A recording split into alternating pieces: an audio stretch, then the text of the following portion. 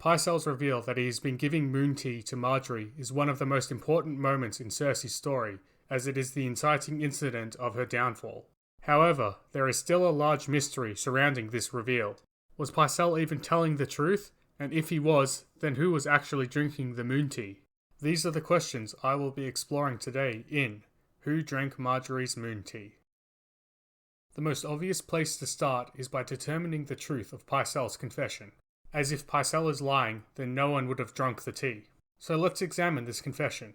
The interaction starts with Cersei accusing Pycelle of letting Lord Giles die, implying that he did so to help further the Tyrell cause. As Pycelle professes his innocence, Cersei reveals that she knows Pycelle has been seeing Margaery often. Pycelle first claims that he just brings her sleeping potions, as Margaery has trouble sleeping after Loras went to Dragonstone.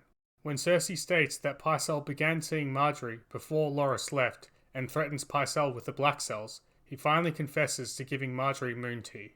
But when he tries to explain further, he is cut off. So, was Pycelle lying? I don't think so. Yes, it is true that he feared the Black Cells and would tell Cersei whatever he thought she wanted to hear to stay out of there. But Pycelle has been shown throughout the Feast for Crows small council meetings to have a strong understanding of the political position of the realm, and he is seen to be trying to serve the realm as best he can. So it can be assumed that he knows that telling Cersei Margaery was taking moon tea would cause cataclysmic damage to the realm. So if he was thinking of a lie to save his own skin, he would choose something with less consequence. Cersei even offers him an out, asking Pycelle what illness Margaery has a few seconds before his confession. If he didn't lie then, he wouldn't lie now. And to add to this, the final part of Pycelle's confession is cut off. Pycelle tells Cersei that Margaery asks for the moon tea but is cut off before he can finish his sentence. While Cersei cuts him off thinking he is telling her what moon tea is for, I believe he was trying to say who the moon tea was for. But if the moon tea was actually meant for someone else, then who was it? While Cersei may think that the moon tea was for Margaery, I'm not convinced. The main reason being that I don't believe that Margaery would commit adultery, as Margaery knows what will happen to both her and her house if she cheats on the king. So she takes steps to ensure that will never happen. We can see this quite clearly in A Feast for Crows, where Osmond Kettleblack tells us of his brother's efforts to seduce the queen. While Margaery is clearly interested in him, she constantly surrounds herself with potential witnesses, preventing herself from falling victim to even a moment's weakness, giving us a brief glimpse into the actions Margaery takes to maintain her innocence. But if the tea wasn't for Margaery, then who was it for? Well, in order for Margaery to go to Pycelle and risk rumours about a pregnancy, the person would have to fulfill two main criteria. First, they must be a person that looks up to Margaery and would seek her help in a crisis. And second, they must be a person that Margaery cares enough about to potentially risk her own life for. So let's go through these criteria and see who fits. Starting with, they must look up to and seek help from Margaery. This would encompass the younger female members of the Tyrell retinue, as the older members of the Tyrell Loyalist would go to Mace or Olenna for advice or assistance, and most of the younger men would go to Garland. But the younger women have a sort of big sister vibe going on with Margaery, whether it be her cousins or her other ladies-in-waiting. On top of this, Margaery has also ingratiated herself with the small folk, and has even tried building some form of relationship with some of them, creating quite a large group of people that fulfill this first criteria. To narrow this group down, we'll introduce the second criteria. Margaery must care enough about them to risk her own life.